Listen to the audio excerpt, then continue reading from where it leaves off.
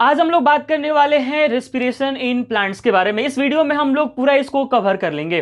देखो यार, तुम्हें पता है कि हम जो ह्यूमन बींग्स हैं, एनिमल्स, हमें क्या है, एनर्जी की जरूरत होती है और हम एनर्जी लेने के लिए क्या करते हैं, फूड लेते हैं। वैसे ही प्लांट्स के अंदर भी एनर्जी की रिक्वायरमेंट होती है उनके ग्रोथ एंड डेवलपमेंट के लिए। फिर वो एनर्जी कहां से लेते हैं? तुमने एक प्रोसेस का नाम सुना होगा, फोटोसिंथेसिस।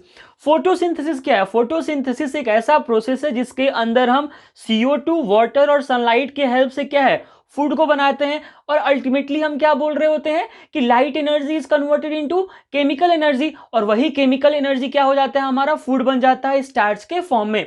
तो आखिर उस फूड का होगा क्या? उस फूड को हमने क्यों बनाया है? एनर्जी के लिए। तो उसका कहां पे यूज होगा कि हमें एनर्जी मिलेगा? तो वो प्रोसेस कौन सा है? आपका रेस्पिरेशन। रेस्पिरेशन के अंदर क्या होता है कि जो फूड है उससे हम एनर्जी गेन करते हैं। कोई तुमसे पूछे कि व्हाट इज रेस्पिरेशन, तो तुम क्या बोलोगे? The process through which we get energy from our food by the process of oxidation. यहां पे क्या होता है, ऑक्सीजन के हेल्प से उस स्टार्च का, उस बने हुए ग्लूकोज का क्या हो जाता है, ऑक्सीडेशन। जैसे फोटोसिंथेसिस में हम क्या बोल रहे होते हैं कि CO2 plus H2O plus sunlight से क्या बनता है हमारा, सुगर, और प्लस क्या बनता है, ऑक्सीजन बनता है। ये हमारा प्रोसेस किसका है? फोटोसिंथेसिस का। किसका है? फोटोसिंथेसिस का। लेकिन रेस्ट, देखो फोटोसिंथेसिस क्या है ना, एक एनाबोलिक प्रोसेस है। कैसा प्रोसेस है? Anabolic process. एनाबोलिक प्रोसेस उसको बोलते हैं जिसमें कुछ ना कुछ बन रहा होता है। और रेस्पिरेशन क्या है? एक कैटाबोलिक प्रोसेस है। रेस्पिरेशन क्या है आपका? रेस्पिरेशन आपका एक कैटाबोलिक प्रोसेस है। मतलब यहां पे कुछ बन नहीं रहा है बल्कि टूट रहा है कुछ। तो ये वर्ड के बीच का डिफरेंस आपको पता होना चाहिए। एनाबोलिक किसको बोलते हैं? जहां पे कुछ ना कुछ बन रहा होगा उसको हम क्या बोलेंगे, एनाबोलिक। हमने फोटोसिंथेसिस को क्या बोला, एक एनाबोलिक प्रोसेस है। और बन भी तो रहा है, कार्बन डाइऑक्साइड, वाटर और सनलाइट के हेल्प से क्या बन रहा है, शुगर बन रहा है। रेस्पिरेशन के अंदर क्या होगा, इसी शुगर का ऑक्सीडेशन। तुम भूल जाओ कि तुम्हें रेस्पिरेशन का इक्वेशन लिखना नहीं आता है, कोई दिक्कत नहीं। तुम क्या करो कि फोटोसिंथेसिस का तुम्हें अगर आता है उसको रिवर्स कर दो। लो, मैंने रिवर्स कर दिया। ये क्या हो गया, sugar plus O2 gives CO2, ठीक है, प्लस एनर्जी। और ये जो एनर्जी है हमें किस फॉर्म में मिलता है, एटीपी के फॉर्म में। किसके फॉर्म में मिलता है? एटीपी के फॉर्म में। ठीक है। किसी के दिमाग में चल रहा होगा कि मास्टर ने बस ऐसे ही लिख दिया, इसको बैलेंस नहीं किया। बैलेंस मैंने क्यों नहीं किया? क्योंकि मैंने शुगर लिखा हुआ है। चलो मैं इसको C6H12O6 लिख देता हूं। चलो ये रहा 6, ये रहा 6, ये रहा 6। फिर यहां पे भी मैं शुगर के जगह पर लिख देता हूं C6H12O6, 6O2, 6CO2। और ये एटीपी जो मिलता है ना, 32 होता है। ठीक, क्लास 10th में हो, आपको इसकी कोई जरूरत नहीं है कि कितना एटीपी बना। आपको बस इतना जानना है कि रेस्पिरेशन एक ऐसा प्रोसेस है जिसमें हम लोग शुगर को क्या करते हैं, ऑक्सीडाइज करते हैं। ये O2 क्या करेगा यहां पे शुगर का, ये O2 यहां पर शुगर का कर देगा ऑक्सीडेशन। और इस ऑक्सीडेशन के प्रोसेस से हमें क्या मिल जाएगा, एनर्जी। तो हो गई ना क्लियर बात कि जैसे एनिमल्स को एनर्जी चाहिए वैसे ही प्लांट्स को भी क्या है, एनर्जी चाहिए। प्लांट्स एनर्जी लेते कहां से हैं? तो जो फूड उन लोगों ने फोटोसिंथेसिस के थ्रू बनाया है उसी फूड का क्या कर देते हैं, ऑक्सीडाइजेशन।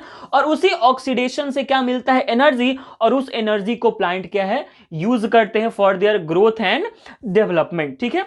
तो डिफरेंस समझ आया? एक बार मैं फिर डिफरेंस बोलता हूं। फोटोसिंथेसिस क्या है? The process in which plants make their own food by the help of carbon dioxide, water and sunlight is known as photosynthesis.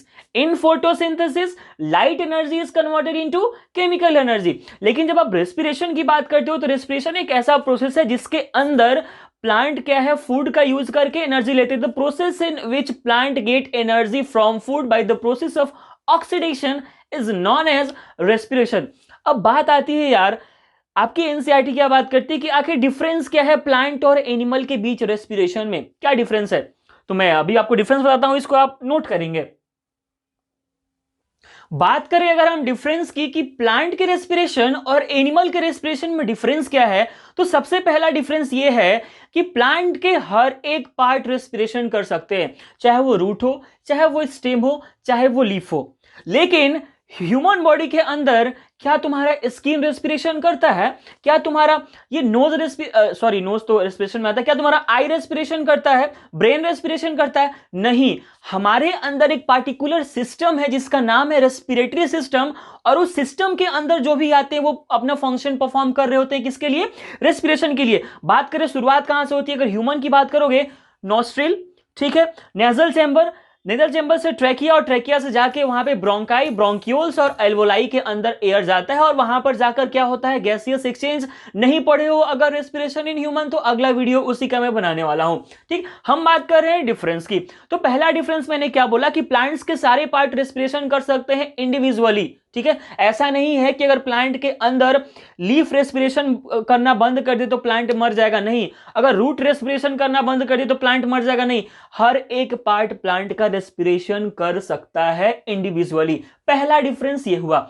दूसरा डिफरेंस ये है कि प्लांट के अंदर बहुत ही छोटा सा ट्रांसपोर्ट होता है, बहुत कम दूरी का ट्रांसपोर्ट होता है। क्यों? क्योंकि देखो ना यार, मैंने क्या बोला कि प्लांट का हर एक पार्ट रेस्पिरेशन कर सकता है। जब प्लांट का हर एक पार्ट रेस्पिरेशन कर रहा है तो ज्यादा लॉन्ग ट्रांसपोर्ट क्यों होना है एयर का? हमारे ह्यूमन बॉडी के अंदर क्या है कि लंग्स हमारा यहां पे है।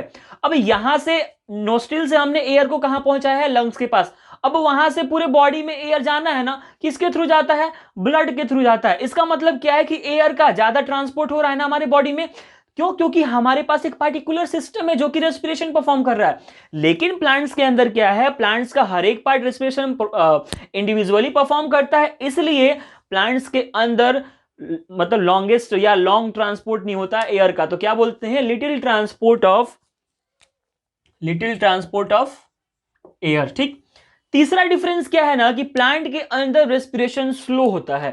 प्लांट के अंदर रेस्पिरेशन क्या होता है? स्लो होता है। लेकिन ह्यूमंस के अंदर क्या है? फास्ट होता है। देखो यार, ये रेस्पिरेशन वाला प्रोसेस ना बहुत तगड़ा है। अगर तुम्हें कभी भी वीकनेस फील हो रहा हो, पढ़ने बैठे हो, नींद आ रहा हो ना, तो क्या बोलते हैं लोग कि लंबी सांस लिया करो और मुंह से छोड़ा करो। नाक से सांस लो, मुंह से छोड़ो। क्या है? बॉडी के अंदर ऑक्सीजन जाता है, और जैसे बॉडी के अंदर ऑक्सीजन जाता है, बॉडी हमारा क्या कुछ देर के लिए एक्टिव हो जाता है। तो जब भी पढ़ाई करो, अगर नींद आने लगे ना, तो 2 या 3 मिनट लंबी लंबी सांसें लेकर छोड़ते रहो। क्या है? बॉडी के अंदर ऑक्सीजन जाएगा, सर्कुलेट होगा, तो क्या है? फायदे होगा। तो ये था डिफरेंस किसके किसके बीच में? प्लांट और एनिमल के बीच रेस्पिरेशन का। ठीक है, नोट करेंगे। नोट हालांकि कुछ करना नहीं है, मैं पॉज करके इसको मिटा दे रहा हूं। ठीक है, चलो यार, इतनी सारी बातें तो हो गई। अब हम बात करते हैं कि आखिर ये जो प्लांट के अंदर रेस्पिरेशन हो रहा है, ये किस प्रोसेस के थ्रू हो रहा है। जैसे हमने एनिमल के अंदर क्या बोला कि उसके पास रेस्पिरेटरी सिस्टम है जिससे वो रेस्पिरेशन हो रहा है। प्लांट्स के अंदर ऐसा कौन सा प्रोसेस है? क्या वही डिफ्यूजन या फिर ऑस्मोसिस? तो ऑस्मोसिस यार वाटर के लिए होता है, लेकिन हम गैसेस की बात कर रहे हैं तो क्या होगा? डिफ्यूजन। और डिफ्यूजन कैसे होता है यार? हाई कंसंट्रेशन से लो कंसंट्रेशन की तरफ जाता है। कंसंट्रेशन नहीं बोल के क्या बोल सकते हो? हाई पार्शियल प्रेशर से लो पार्शियल प्रेशर की तरफ जाता है। तो यही क्वेश्चन अराइज होता है कि plant gate oxygen by which process. ये क्वेश्चन आपके एग्जाम में बनता है, तो आंसर क्या दोगे? यहां पे आंसर हो जाएगा आपका क्या? डिफ्यूजन। तो एक ये क्वेश्चन आपको याद होना चाहिए कि किस प्रोसेस से प्लांट्स ऑक्सीजन लेते हैं, तो क्या बोलोगे? डिफ्यूजन। चलो भाई, हमने क्या बोला कि प्लांट के रूट भी रेस्पिरेशन कर सकते हैं, स्टेम भी रेस्पिरेशन कर सकते हैं, और लीफ भी रेस्पिरेशन कर सकते हैं। क्लास 10th में इन तीनों के बारे में आपको अच्छे से पता होना चाहिए। तो आपको लंबी लंबी पैराग्राफ्स ना पढ़ना पड़े, उसके लिए मैंने शॉर्ट तरीका अपनाया है। तो सबसे पहले बात करते हैं हम किसके बारे में? रेस्पिरेशन इन रूट्स के बारे में। ठीक है, रूट की बात करें हम, तो सॉइल के अंदर रूट होता है। ठीक है, तो सॉइल के अंदर एयर प्रेजेंट है। सॉइल के अंदर एयर कैसे प्रेजेंट होते हैं? सॉइल के अंदर कुछ गैप्स होती है, उन गैप्स में कौन से क्या प्रेजेंट होता है? एयर। जैसे मान लो कि ये सारे सॉइल के पार्टिकल्स हैं, ये सारे सॉइल के पार्टिकल्स हैं, मैं सपोज कर रहा हूं। तो इन्हीं सॉइल के पार्टिकल्स के बीच में ना ये एयर के पार्टिकल्स भी रहते हैं कहीं कहीं। ठीक है, जो मैंने ब्लैक से बनाया है वो किसके पार्टिकल्स हैं? सॉइल के पार्टिकल्स हैं। लेकिन जो ब्लू से मैंने बनाया है वो क्या है? एयर है। तो सॉइल में एयर प्रेजेंट रहता है उनके बीच में। ठीक है, अब क्या है कि रूट को क्या चाहिए? एयर चाहिए। रूट को एयर कहां से मिलेगा? वो सॉइल से लेगा। किस प्रोसेस के थ्रू लेगा? डिफ्यूजन के थ्रू। तो क्या है? एयर से सॉइल, एयर में सॉइल में एयर प्रेजेंट है। अब ये सॉइल से कहां जाएगा? रूट्स के अंदर जाना है। कैसे जाएगा? डिफ्यूजन के थ्रू जाएगा। कैसे जाएगा? डिफ्यूजन के थ्रू जाएगा। ठीक है, तो सॉइल से रूट के अंदर गैस कैसे जा रहा है? डिफ्यूजन के थ्रू जा रहा है। अब क्या है कि रूट के अंदर रूट हेयर्स प्रेजेंट होते हैं। अब रूट हेयर्स क्या है? तो एपिडर्मल सेल्स की ग्रोथ है ये आपको याद रखना है। रूट हेयर्स क्या है? एपिडर्मल सेल्स की ग्रोथ है। तो एयर कहां प्रेजेंट था? सॉइल के अंदर। सॉइल से एयर कहां पे जाना है? रूट के अंदर जाएगा। किस प्रोसेस के थ्रू जाएगा? डिफ्यूजन के थ्रू जाएगा। अब डिफ्यूजन के थ्रू हमने क्या है? पहुंचा दिया है रूट हेयर्स के पास में। अब ये रूट हेयर्स कहां प्रेजेंट है? रूट में ही प्रेजेंट है। ये क्या करते हैं ना कि लार्ज सरफेस एरिया प्रोवाइड करवाते हैं और ये एयर को लेकर के जितने भी रूट्स के सेल्स है उन तक ये पहुंचा देते हैं। तो सबसे पहले बात क्या की, पूरे रूट सेल्स में एयर पहुंचाने का काम किसका? रूट हेयर्स का। ये ही रूट हेयर है ना जो अच्छा वाला काम कर रहा है यहाँ पे। क्यों? ऑक्सीजन को अंदर लिया। अब CO2 देखो, प्लांट के केस में भी वही है कि हमें CO2 को तो बाहर निकालना है ना, ऑक्सीजन को ये करके। तो अब क्या करेगा ये? रेस्पिरेशन के टाइम पे, फोटोसिंथेसिस के टाइम पे प्लांट को CO2 चाहिए। फोटोसिंथेसिस के टाइम पे प्लांट को CO2 चाहिए, लेकिन रेस्पिरेशन के टाइम पे भी प्लांट को क्या है? CO2 बाहर निकालना पड़ेगा। तो प्लांट क्या कर रहा है? बाहर निकालेगा। तो अंदर लिया किसके हेल्प से? रूट हेयर्स के हेल्प से। तो बाहर भी निकलेगा किसके हेल्प से? रूट हेयर्स के हेल्प से बाहर निकलेगा। फिर से मैं एक मिनट में इसको समराइज करता हूं। एयर प्रेजेंट था सॉइल पार्टिकल्स के बीच में, वहां से उसको जाना था रूट के अंदर। किसके प्रोसेस से गया? डिफ्यूजन के प्रोसेस से गया। अब रूट के अंदर क्या प्रेजेंट है? रूट हेयर्स, जो कि लार्ज सरफेस एरिया प्रोवाइड कराते हैं और वो क्या है? एयर को ट्रैप कर लेते हैं। एयर को ट्रैप, एयर कहने का मतलब क्या है? ऑक्सीजन। ट्रैप करके वो क्या करते हैं कि रूट के जितने भी सेल्स हैं उन तक ये ऑक्सीजन पहुंचा देते हैं। ठीक, जब ऑक्सीजन पहुंच जाता है फिर वहां से क्या करते हैं ना, रूट हेयर्स ही क्या करते हैं कि रूट के जितने भी सेल्स हैं उनसे CO2 लेकर के क्या है? बाहर फेंक देते हैं। ठीक, तो ये प्रोसेस हो गया किस चीज का? रेस्पिरेशन का, रूट्स के अंदर। अब क्या है ना कि कभी कभी क्या होता है, जैसे मान लो ये सॉइल है, ये क्या है? सॉइल है। सॉइल के अंदर क्या प्रेजेंट है? एयर प्रेजेंट है। अगर मान लो बारिश हो जाती है, जैसे कोई तुम प्लांट लगाते हो, कोई प्लांट तुमने लगाया किसी टब में और उसमें हमेशा पानी तुम रख रहे हो, हमेशा ऑलवेज वाटर है उसमें, प्लांट ग्रो नहीं करेगा, प्लांट का डेथ हो जाएगा। अब तो बोलोगे मास्टर पागल वागल हो गया, प्लांट को तो वाटर की रिक्वायरमेंट होती है, फिर हमने तो वाटर दिया है, प्लांट मर कैसे गया? अरे भाई, आखिर में रेस्पिरेशन हो किसकी वजह से रहा है? ऑक्सीजन के हेल्प से। मतलब प्लांट एरोबिकली रेस्पायर कर रहा है। प्लांट क्या कर रहा है? एरोबिकली रेस्पायर कर रहा है। अब क्या हुआ कि ये जो था जगह, यहां पे सॉइल पार्टिकल्स के बीच में क्या प्रेजेंट था? एयर प्रेजेंट था। लो, मैंने एयर अब नहीं रहने दिया। क्यों एयर क्यों नहीं बचा? मैंने क्या किया? इसमें पूरा पानी डाल दिया। मैंने क्या किया? इसके अंदर पानी डाल के छोड़ दिया और इसमें एक पौधा भी लगा हुआ है। इसमें एक पौधा भी लगा हुआ है। होगा क्या कि वाटर के पार्टिकल्स क्या करेंगे? एयर के पार्टिकल्स को बोलेंगे चल निकल निकल, उसको निकाल देंगे। अब क्या होगा? एयर बचा ही नहीं। जब एयर नहीं बचा तो वो क्या है? अच्छे से उसको ऑक्सीजन मिलेगा ही नहीं और वो एरोबिकली रेस्पायर नहीं कर पाएगा और वो मर जाएगा। अब तुम बोलोगे सर आपने ये तो बोल दिया कि उसका डेथ हो जाएगा, लेकिन डेथ हुआ क्यों? आपने तो बस एक ही रीजन बताया कि चलो भाई उसको ऑक्सीजन नहीं मिला तो एरोबिकली रेस्पायर नहीं कर पाया। तो सर ये एनएरोबिकली रेस्पायर तो कर सकता है ना? नहीं क्लिक किया? तुम बोलोगे कि चलिए आपने ये बोला कि एरोबिकली रेस्पायर नहीं कर रहा है, लेकिन प्लांट के पास ये पॉसिबिलिटी तो है ना कि ये एनएरोबिकली रेस्पायर कर सकता है बिना ऑक्सीजन के। करेगा। उससे क्या होगा ना, बन जाएगा अल्कोहल। एनएरोबिकली रेस्पायर जब प्लांट करेगा तो बन जाएगा क्या? अल्कोहल बन जाएगा। अब अल्कोहल बन जाएगा और अल्कोहल प्लांट के लिए क्या हो जाएगा यार? खतरनाक साबित हो जाएगा। और यही अल्कोहल क्या कर देगा? प्लांट को मार देगा। इसका मतलब क्या है? जिसको इस कंडीशन को हम क्या बोलते हैं यार? वाटर लॉजिंग बोलते हैं। क्या बोलते हैं इसको? Water locked condition. इसमें क्या होता है, जब भी किसी भी प्लांट को तुम ज्यादा दिन पानी में रख दोगे, प्लांट ग्रो नहीं करेगा, डेथ हो जाएगा उसका। क्यों डेथ हो जाएगा? क्योंकि उसको ऑक्सीजन प्रॉपर अमाउंट में नहीं मिलेगा और ऑक्सीजन प्रॉपर अमाउंट में नहीं मिलेगा तो क्या हो जाएगा? उसका डेथ हो जाएगा, जिसको हम लोग क्या बोलते हैं? Water logging. ठीक है, तो कोई पूछे वाटर लॉगिंग क्या है तो तुम सीधे से बोलोगे कि देखो भाई, सॉइल के अंदर एयर प्रेजेंट होता है और एयर के जगह पे जब हमने पानी डाल दिया तो वहां पे पानी चला गया, पानी के पार्टिकल्स क्या किए, एयर के पार्टिकल्स को रिमूव कर दिए। जब एयर के पार्टिकल्स खत्म हो गए तो प्लांट क्या है, ऑक्सीजन ले ही नहीं पाएगा। जब प्लांट को ऑक्सीजन मिलेगा ही नहीं तो एरोबिकली वो रेस्पायर कर ही नहीं रहा है, उसका डेथ हो जाएगा। वो बोलेंगे कि चलो ठीक है एनारोबिकली करवा दो, हम करवा देंगे एनारोबिकली, लेकिन बन जाएगा अल्कोहल, और अल्कोहल खतरनाक है प्लांट के लिए, वो क्या करेगा, मार डालेगा।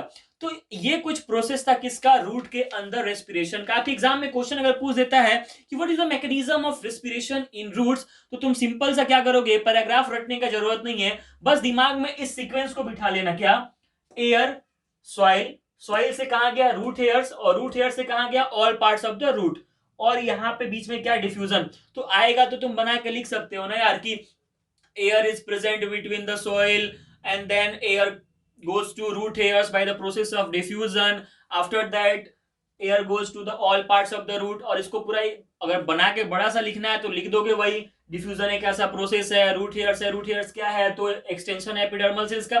देखो आपको दिमाग में एक क्लू रहेगा ना तो तुम बना के लिख सकते हो। तो मैं तो यही बोलूंगा कि पैराग्राफ रटने की जगह पे तुम क्या करना कि इस सीक्वेंस को फॉलो कर लेना, ठीक है। नोट करेंगे, फिर हम बात करते हैं रेस्पिरेशन इन स्टेम्स के बारे में।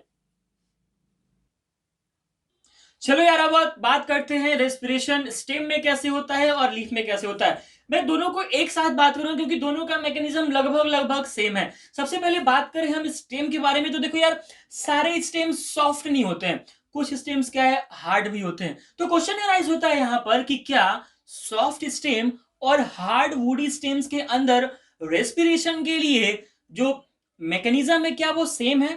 तो मैकेनिज्म सेम है, लेकिन क्या जो यूज होगा रेस्पिरेटरी प्रोसेस का वो क्या सेम है, वो सेम नहीं है।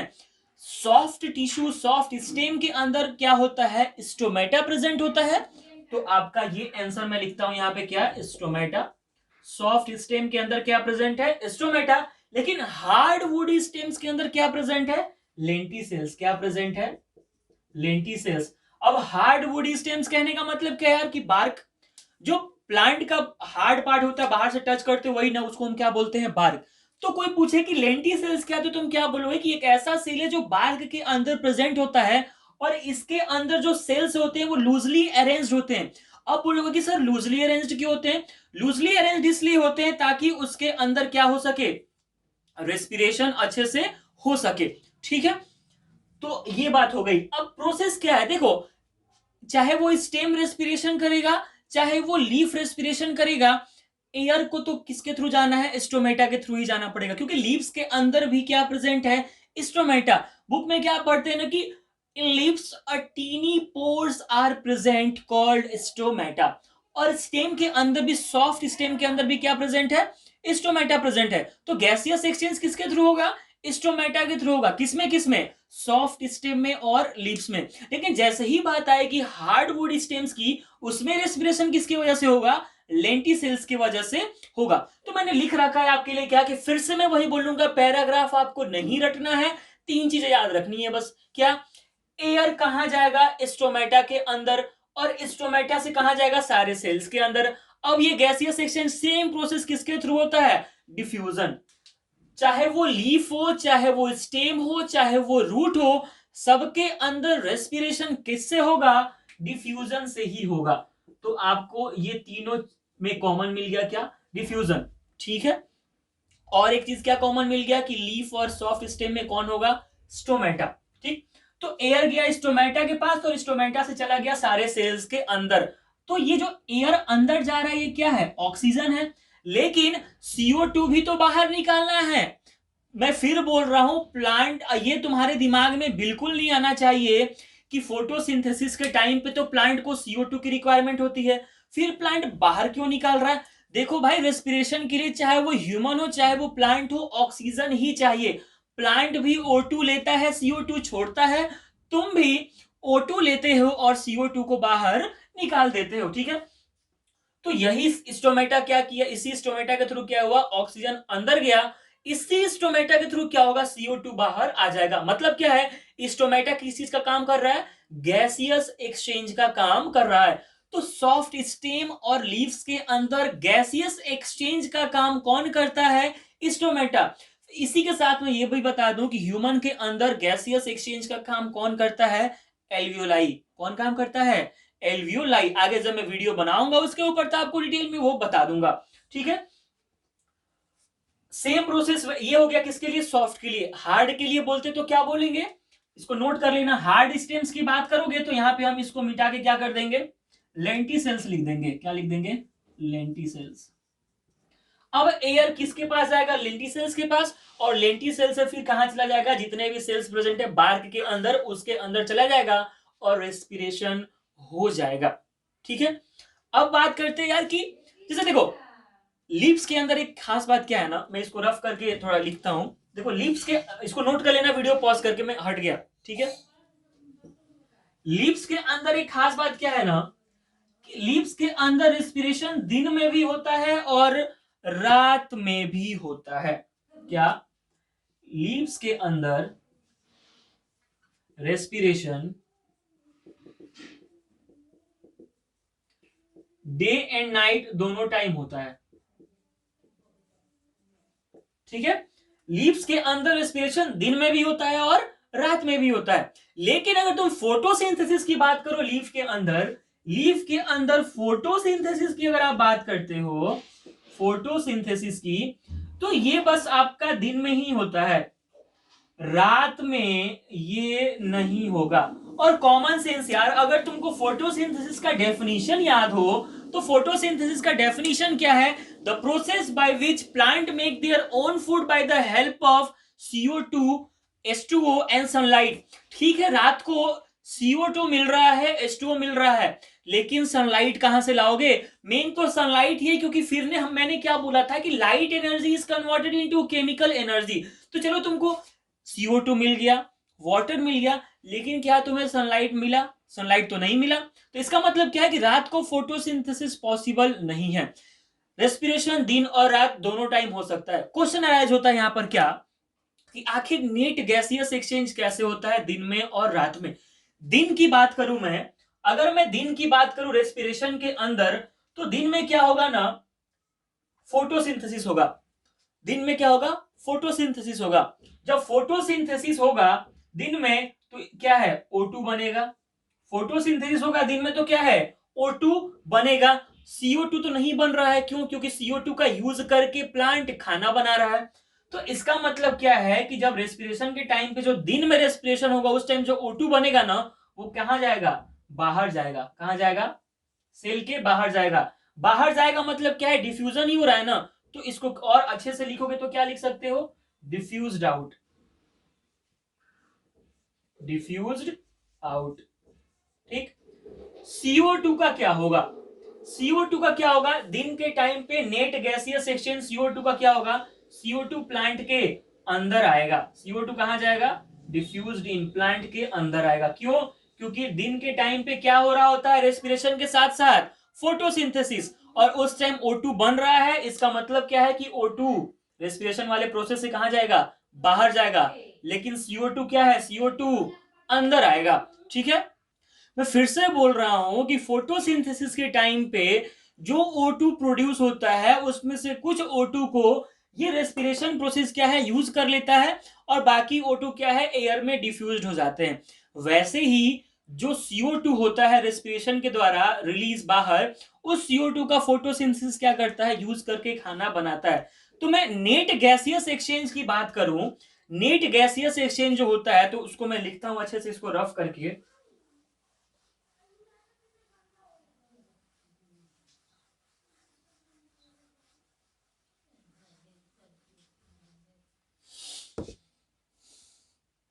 तो नेट गैसियस एक्सचेंज लीप्स के अंदर अगर बात की जाए, net gaseous exchange, net gaseous exchange इन लीफ, तो क्या होगा? सबसे पहला कंडीशन लेते हैं डे टाइम में।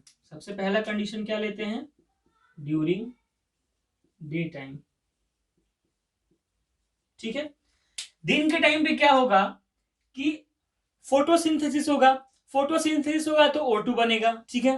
तो जब O2 बनेगा तो O2 क्या होगा? सेल से बाहर जाएगा। O2 diffused out. मैंने ऐसा क्यों लिखा, क्योंकि जितने भी O2 बनेंगे ना उसका कुछ यूज ऑक्सीजन, कुछ O2 का यूज क्या करेगा, रेस्पिरेशन कर लेगा, और बाकी के O2 क्या हो जाते हैं, एयर में डिफ्यूज हो जाते हैं। तो O2 बाहर चला गया। दिन में क्या है, फोटोसिंथेसिस हो रहा है, CO2 चाहिए, तो CO2 क्या होगा, इन होगा, तो CO2 डिफ्यूज्ड इन। ठीक। रात की बात करें, during night time, second case लेते हैं क्या, ड्यूरिंग नाइट टाइम, रात के समय में क्या हो रहा है कि कोई फोटोसिंथेसिस नहीं हो रहा है, इसका मतलब कि O2 नहीं बन रहा है। तो O2 नहीं बन रहा है तो क्या होगा, O2 डिफ्यूज्ड इन होगा। क्यों होगा O2 डिफ्यूज्ड इन, रेस्पिरेशन कराने के लिए, तो क्या होगा, O2 डिफ्यूज्ड इन। और CO2 क्या है, बाहर जाएगा। क्या है, CO2 कहां जाएगा, बाहर जाएगा। CO2 डिफ्यूज्ड आउट, क्योंकि रात को रेस्पिरेशन करना, रात को फोटोसिंथेसिस करना नहीं है, तो जब फोटोसिंथेसिस करना नहीं है तो हमें CO2 का रिक्वायरमेंट नहीं होगा। तो फिर से मैं बोल रहा हूं कि नेट गैसियस एक्सचेंज लीव्स के अंदर कैसे होगा, दिन के टाइम पे क्या है, ऑक्सीजन बन रहा है, क्यों, फोटोसिंथेसिस हो रहा है, उस ऑक्सीजन में से कुछ ऑक्सीजन को रेस्पिरेशन यूज कर लेता है, और बाकी के बचे हुए ऑक्सीजन क्या है, बाहर रिलीज हो जाते हैं। तो इसलिए मैंने क्या बोला कि O2 बाहर चला जाएगा दिन के टाइम पे, और क्या होगा, CO2 अंदर आएगा लिप्स के अंदर। क्यों, क्योंकि दिन में क्या कराना है, फोटोसिंथेसिस बनाना है खाना, उसके लिए जरूरी क्या है, CO2। रात के टाइम पे क्या होगा कि रात को फोटोसिंथेसिस नहीं हो रहा है, इसका मतलब कोई O2 प्रोड्यूस नहीं हो रहा है। तो O2 प्रोड्यूस नहीं हो रहा है तो एटमोस्फेयर से प्लांट को O2 लेना पड़ेगा, किस चीज के लिए, रेस्पिरेशन को कराने के लिए। और CO2 जो बनेगा वो क्या है, फिर बाहर चला जाएगा। तो ये था पूरा क्लास 10th के लिए इनफ है क्या, रेस्पिरेशन इन प्लांट्स के बारे में। इसको अगर आप अच्छे से पढ़ लेते हो, वीडियो अच्छे से सुन लेते हो, नोट्स बना लेते हो, तो इससे बाहर से आपको क्वेश्चन नहीं पूछा जाएगा। कोई जरूरत नहीं है आपको लंबे लंबे पैराग्राफ्स पढ़ने के लिए, इसलिए मैंने क्या है आपको शॉर्ट में बता रखा है। ठीक है, फिर मिलते हैं अगले वीडियो में किसके साथ, रेस्पिरेशन इन ह्यूमंस के साथ। ठीक है, फिर ऑल द बेस्ट।